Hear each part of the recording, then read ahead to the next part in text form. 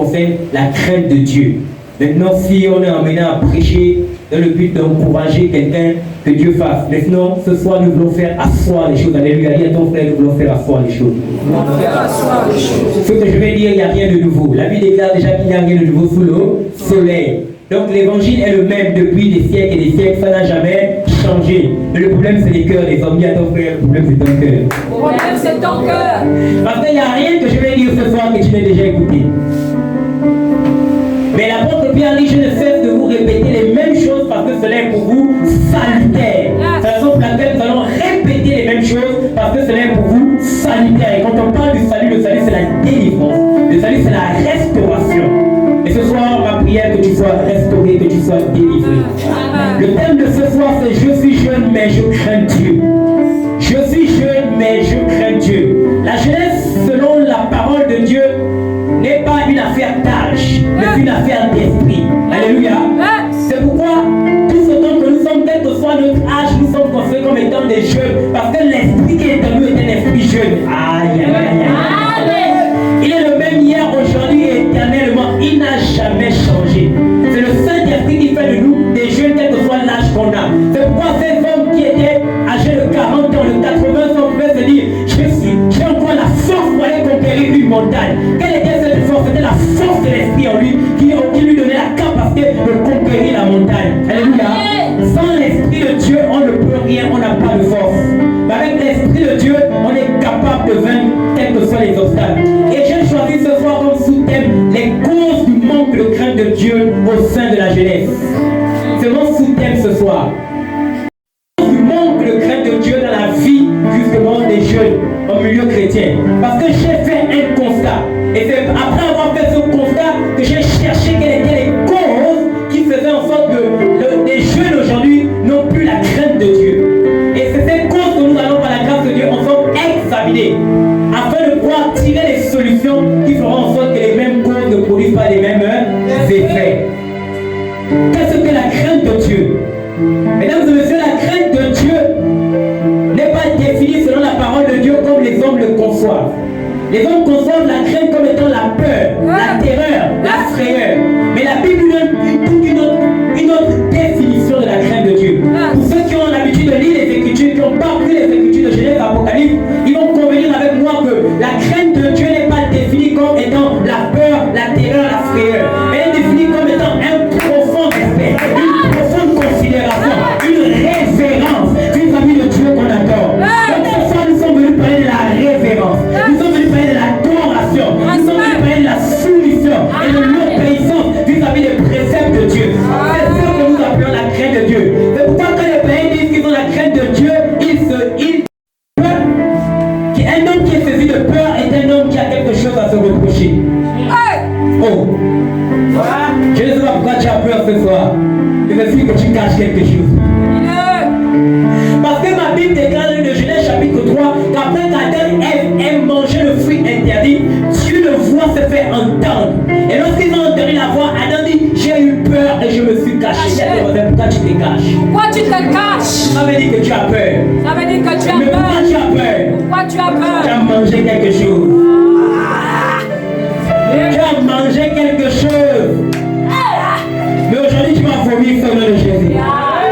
Si elle a mangé et que l'humanité a été perdue, après la restauration par le second Adam, tout ce que tu manges, tu vomis. Tu n'as pas compris quelque chose. Aujourd'hui c'est délivrance. La délivrance au moyen de la parole. C'est pas reçois, sort, non. La parole est une épée à double tranchant qui sépare esprit et moi. Et ce soir, par les Écritures, nous voulons séparer les œuvres des ténèbres avec les œuvres de l'esprit. La peur, c'est Adam qui était le premier à avoir peur. La Bible dit qu'il a eu peur et il s'est caché. Il s'est caché. Voici pourquoi les païens se cachent pour jouer à cache-cache. Pensant que Dieu ne le voit pas. Celui qui est capable de voir une fourmi noire dans le noir, dans la mer noire. C'est une pierre noire. C'est une pierre noire. Deutéronome chapitre 10 à partir du verset 12 à 13. Quelqu'un peut m'aider dans la lecture? On va aussi préparer Psaume 19 à partir du verset 9. à partir du verset 12 à 13. La Bible déclare, et maintenant, Israël, qu'est-ce que l'Éternel, ton Dieu, demande-toi, sinon que tu crains. Demande de toi. Qu'est-ce que l'Éternel Dieu, ton Dieu, demande de toi? Demande de toi, sinon que tu craignes l'Éternel, ton Dieu, pour marcher dans toutes ses voies, et pour l'aimer, et pour le servir, et pour l'aimer, et pour servir l'Éternel, ton Dieu, de tout ton cœur, de toute ton âme, en gardant les commandements de l'Éternel et ses statuts. Vous comprenez au travers ce passage que nous retrouvons ici la définition de la crainte de Dieu. Elles sont droites, elles réjouissent le cœur. Les commandements de l'Éternel sont purs, ils éclairent les yeux. La crainte de l'Éternel est pure, elle subsiste à toujours. La crainte de l'Éternel est pure et elle subsiste à toujours. Crainte Dieu. Et ici dans le Proverbe chapitre 7 à partir du verset 6, on dit par la bonté et la fidélité, on expie l'iniquité. Et par la crainte de l'Éternel, on se détourne du mal. Ce verset met en lumière le fait que craindre Dieu, c'est se détourner du mal. Donc lorsque nous parlons d'une jeunesse qui craint Dieu, nous parlons d'une jeunesse qui se détourne du mal. C'est ça, la crainte de Dieu. Et donc quand on a cette définition de la crainte de Dieu, on peut alors se regarder au miroir et se dire, je crains Dieu. Non, j'ai encore un chemin à faire. Ou alors je ne crains pas Dieu. Vous savez, quand tu prends un miroir, ma soeur, mon frère, et que tu te mires, et tu te rends compte que tu n'es pas beau, ne casse pas le miroir. Ce n'est pas le miroir qui a un problème. Pas le miroir. Et la Bible déclare que la parole de Dieu est comme un miroir au travers lequel nous devons nous mirer. Alors ce soir, au travers de la parole, nous allons nous mirer. Si tu constates que tu as des démons, si tu constates que tu as des taches, si tu constates que tu as des rides, je t'en supplie, ne casse pas le miroir. Va simplement chercher à te faire un maquillage. Fais-toi un gommage. Mets-toi un fond de teint afin que tu sois agréable. Alléluia. Nous pouvons prendre place. Que dit maintenant la Bible sur la crainte de Dieu? Proverbe chapitre 8 à partir du verset 7. 13. La Bible dit ceci. La crainte de l'Éternel, c'est la haine du mal. Mon frère, ma soeur, nous sommes entrés maintenant dans le développement de mon partage. Nous amorçons les grandes lignes. La crainte de l'Éternel, c'est la haine du mal. Ce n'est pas moi qui donne cette définition. Mon frère, j'ai trouvé ça dans la Bible. Et je ne veux pas dire autre chose que ce que la Bible dit. Jeunesse, craindre Dieu, c'est avoir la haine. Mon pasteur dit la hyène du mal. Ça veut dire que, je ne sais pas si tu as déjà ressenti la haine pour quelqu'un un jour, mais le mot qui est employé est quand même un mot assez fort. Lorsque Dieu nous dit que craindre l'Éternel, c'est haïr le mal. Quand on est quelqu'un, on est prêt à tuer cette personne. On est prêt à commettre un meurtre. La Bible déclare que Paul, lorsqu'il persécutait les églises, la Bible déclare qu'il était rempli de haine. Et il allait de maison en maison, tuant, enfermant tous ceux qu'il rencontrait. En d'autres termes, si nous avons la crainte de Dieu, nous devons avoir le désir de détruire le péché, de détruire le mal, de détruire les œuvres des ténèbres. C'est ce que signifie justement la crainte de Dieu. L'arrogance et l'orgueil, la voie du mal et la sagesse perverse, voilà ce que je hais, nous dit les Écritures. Proverbe 14 à partir du verset 27. La crainte de l'Éternel est une source de vie pour détourner des pièges de la mort. La crainte de Dieu est une source de vie pour détourner des pièges de la mort. La mort a tendu des pièges afin de pouvoir nous saisir. Et la Bible déclare que par la désobéissance, le péché est entré dans le monde. Et par le péché, la mort aussi est entrée. En d'autres termes, le piège de la mort, c'est le péché. C'est le péché qui donne accès à la mort. Par le péché, la mort spirituelle est rentrée, la mort physique est rentrée, la mort éternelle est rentrée. C'est quand la Bible déclare que le péché est l'aiguillon de la mort. L'aiguillon, c'est la pointe. La pointe qui donne le coup fatal. Yes. Et donc, la mort, quand elle dresse des pièges, elle dresse sur notre chemin le péché qui nous enveloppe si facilement. Et en nous livrant à ce péché, nous sommes saisis par le piège et la mort. Mais une seule chose peut nous délivrer de ces pièges, la Bible dit, c'est la crainte de Dieu. La crainte de Dieu nous délivre justement de ces pièges. La crainte d'Éden est une source de vie. Donc au lieu d'avoir la mort par la crainte, nous avons la vie. Psaume chapitre 111 à partir du verset 10. La crainte de l'Éternel, et ça j'adore. La crainte de l'Éternel est le commencement de la sagesse. Ne me parlez pas des sages de ce monde qui ne connaissent pas Dieu. Ils n'ont pas de sagesse. S'ils avaient connu la véritable sagesse, la Bible nous dit, ils n'auraient pas crucifié Jésus-Christ de Nazareth. La véritable sagesse, c'est une personne. La sagesse a été personnifiée dans le livre de Proverbes chapitre 8. Et cette personne n'est rien d'autre que la personne de Jésus-Christ de Nazareth. Ne cherchez pas la sagesse dans le livre de philosophie. Ne cherchez pas la sagesse auprès de Socrate. Et tout ce peuple de philosophes. Car la sagesse n'est pas une connaissance, mais c'est une personne qui a vécu le monde des ténèbres et qui est assis à la droite de Dieu le Père et qui revient bientôt chercher son église. Et cette personne, c'est Jésus-Christ. En d'autres termes, celui qui a Christ craint l'Éternel. Celui qui n'a pas Christ ne craint pas l'Éternel. Nous venons ensemble définir un peu ce que c'est la crainte. Différents aspects, il y a beaucoup de choses à dire là-dessus, mais nous avons pris quelques portions des Écritures pour essayer de ressortir par la grâce de Dieu quelques vérités sur lesquelles nous pouvons nous appuyer pour essayer de comprendre un peu où nous sommes en train d'aller. Et donc la crainte de Dieu, c'est la haine du mal. La crainte de Dieu, c'est le commencement de la sagesse. La crainte de Dieu est une source de vie qui nous détourne des pièges de la mort. Et le mal, c'est le péché. Quand on parle du péché, c'est un ensemble d'éléments, un ensemble de plusieurs choses. Donc qu'est-ce qui peut expliquer ça? Et comme première cause, je me suis aperçu dans les églises, comme dans le monde et partout ailleurs, que ce qui fait que les hommes ne craignent pas Dieu, que les jeunes ne craignent pas Dieu, le premier élément, c'est le manque de nouvelles naissances. C'est parce que nous ne sommes pas nés de nouveau que nous ne craignons pas Dieu. Quand nous crions sur nos jeunes à l'église en disant craignez Dieu, craignez Dieu, craignez Dieu, nous devons d'abord nous assurer que ceux-ci sont nés de nouveau. Parce que souvent les bergers sont en train de perdre les boucs en pensant que ce sont des brebis.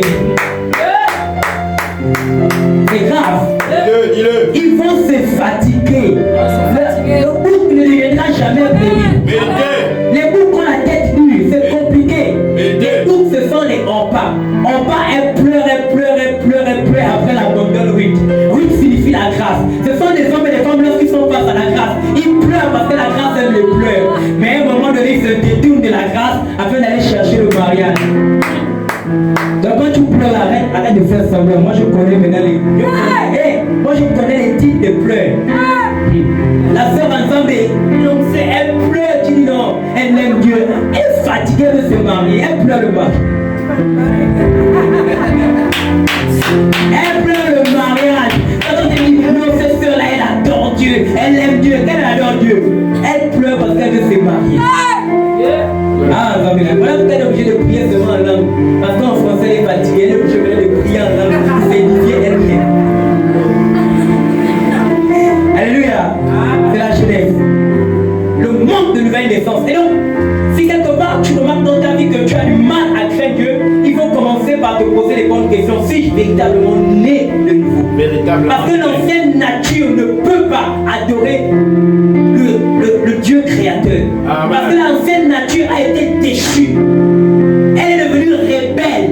Elle ne peut se soumettre à la volonté de Dieu. Romains chapitre 7 à partir du verset 5. Elle ne le veut même pas. La première fois, quand je me suis converti dans les années 2010, c'est pas encore beaucoup. Je me suis converti le 31 décembre 2010. J'ai lu le livre de Romains. Je suis tombé sur le livre de Romains chapitre 7 à partir du verset 7. Ça veut dire, en effet, la nature humaine tend à la révolte contre Dieu, parce qu'elle ne se soumet pas à la loi de Dieu et qu'elle ne le peut même pas. J'ai été choqué. Je me suis dit, ah! Elle ne le peut même pas. C'est pas la peine de forcer la nature humaine là. Elle est contre Dieu. C'est quand Genèse chapitre 6 nous dit que les pensées des hommes se tournaient chaque jour vers le mal. C'était à cause de cette nature adamique. Le péché a été cloué dans cette chair adamique. Et nous aujourd'hui nous avons la capacité de dominer parce que nous sommes doublement nature. On est en même temps lion, on est en même temps agneau. On a mangé l'agneau et le lion nous a mangé. C'est la raison pour laquelle on est esprit et chair. Mais ceux qui n'ont pas Christ sont morts, quoique étant vivants. C'est ce que nous dit l'Écriture. Et donc un mort ne peut produire que la mort. On ne a beau crier la jeunesse, le problème c'est pas la jeunesse. Nous devons nous assurer qu'elle est véritablement née de nouveau. Et si elle n'est pas née de nouveau, nous devons monter à la chose afin de la faire naître. Et donc mon frère, ma soeur, il y a des personnes qui se battent avec le péché. Ce n'est pas un problème de bagarre avec le péché, c'est un problème de naissance. Soit tu es né d'en haut, soit tu es né d'en bas. Si tu es né d'en bas, tu seras toujours en bas. Si tu es né d'en haut, tu vas régner en haut. Il n'y a pas autre chose. Il y a des nés d'en bas dans les églises et il y a des nés d'en haut dans les églises. Les nés d'en bas sont en bas, les nés d'en haut sont en haut. Quand tu es en haut, tu es dans les hauteurs. Quand tu es en bas, tu es dans la plaine. C'est la raison pour laquelle, justement, nos églises font en quelque sorte la honte.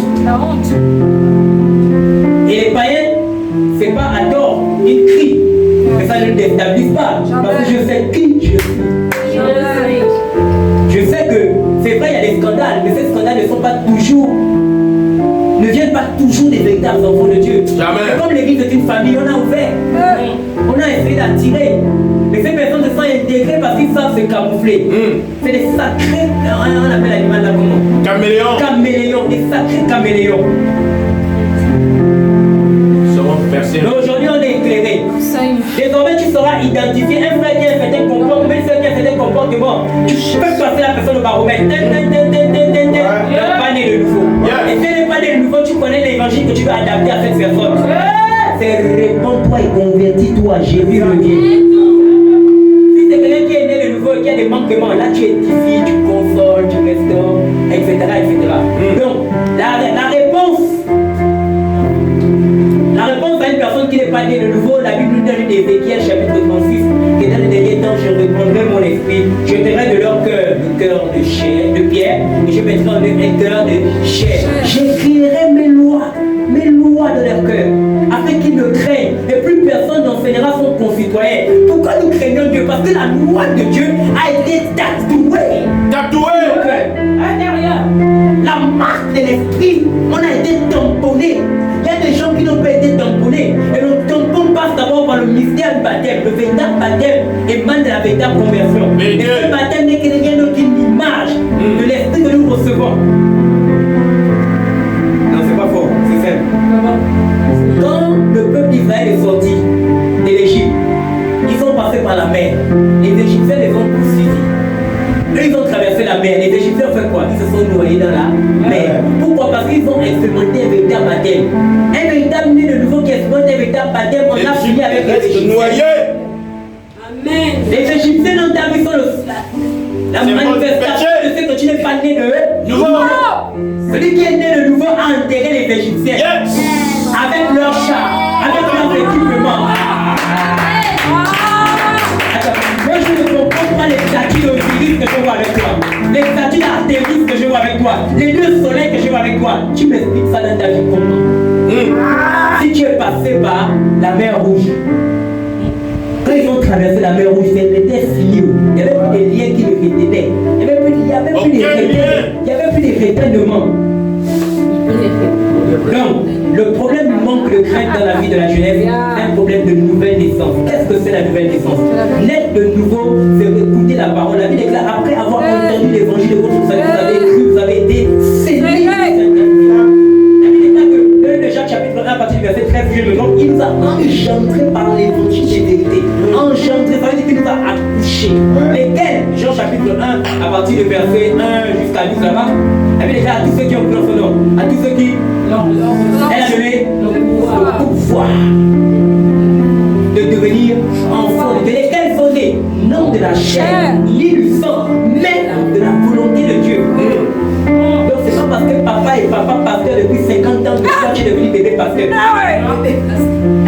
Ce n'est pas parce que tu as eu à fréquenter l'église que ça veut dire que tu es né de nouveau. Tu as fréquenté l'église. Depuis que tu es né chez toi, tes parents n'écoutent que la louange. Tellement tu chantes même comme tu es allé dans une grande école de chant. Non, tu es né dans ça. Mais tu n'es pas né pour ça. Il y a une différence. C'est une différence. Et donc les gens ont des habitudes, ils ont des aptitudes, ils se confondent avec les enfants de Dieu.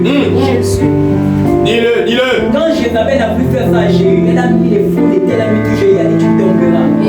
J'annonce une saison là où les enfants de Dieu, les yeux s'ouvrent. Yes. Et les penseurs en griffe, tomberont en nom de Jésus. Frères et sœurs, nous devons prendre conscience de ce phénomène grandissant dans la maison de Dieu. Où de plus en plus les inconvertis sont au milieu des enfants de Dieu et nous reçoivent de la part parfois des certains serviteurs de Dieu des responsabilités. Ils exercent même dans le sacerdoce, mais ils ne sont pas nés de nouveau. Vérité. Nous ne condamnons personne. Nous disons la vérité. Mais nous disons simplement la vérité. Très bien.